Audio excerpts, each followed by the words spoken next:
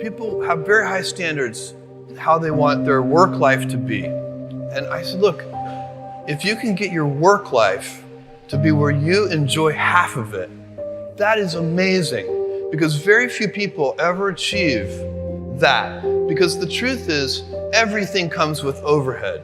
That's reality. Everything comes with pieces that you don't like. You could be a Supreme Court justice and there's still gonna be pieces of your job you don't like. Every job comes with pieces you don't like. And we need to say, that's part of it.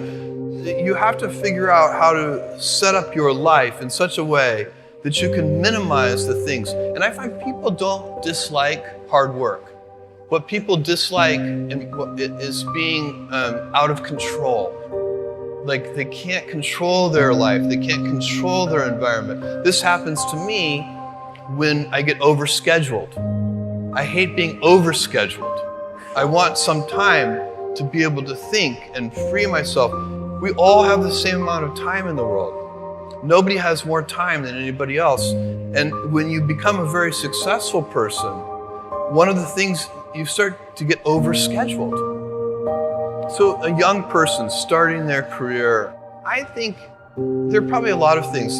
Some of them are very well known and people have heard them many times, they're still true. One of those that you should always focus on, a young person should find something that they're passionate about to do. And that's not gonna surprise anyone. It's a clear thing to do. It's very hard. If you don't love your work, you're never gonna be great at it.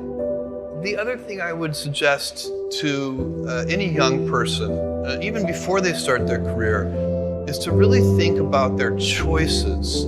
Because I find young people, and when I was young, I made this mistake too. You can get very fixed on your gifts. So everybody has gifts. You know, you have gifts and you have things that you didn't get gifted. Maybe you're extremely beautiful. Maybe you're extremely good at mathematics. There are a lot of things that you can be given. But those things can confuse you because they're not the things that construct your life. It's your choices that construct your life, not your gifts. You can celebrate your gifts. Be proud of them. Be happy of them. Actually, don't be proud of them. Be celebratory of them. But you can't be proud because they're gifts. They were given to you. You didn't earn them. You can only be proud of the things you earn. And so as I got older, I started to realize I wasn't proud of my gifts. I was always good at school. School was always easy for me. And I was always proud that I was a great student. I got A's in all my classes.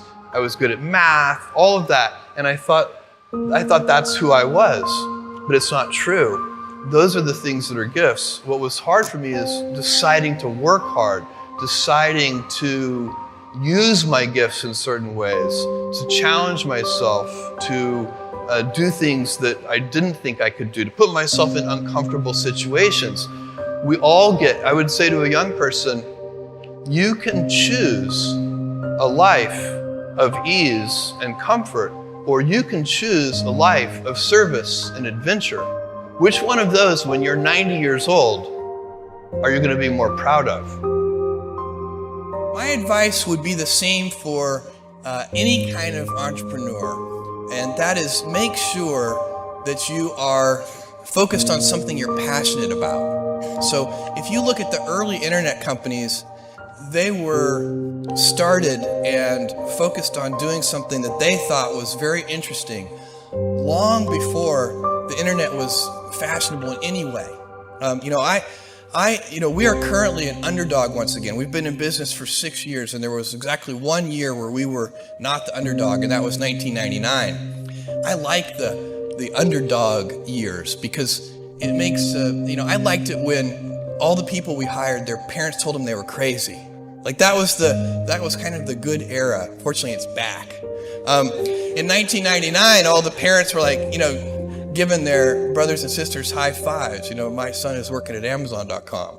So that's a very, you can't follow the fashion when you're trying to do a startup company, or I think really anything in life.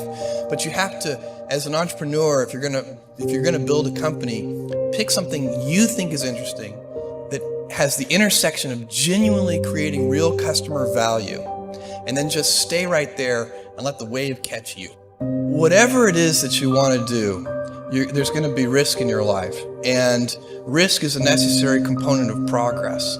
You can make any pioneering movements in the world of any kind, whether they be the geographical, physical exploration that I've just been talking about, or whether it be, a more cerebral exploration of a scientific field.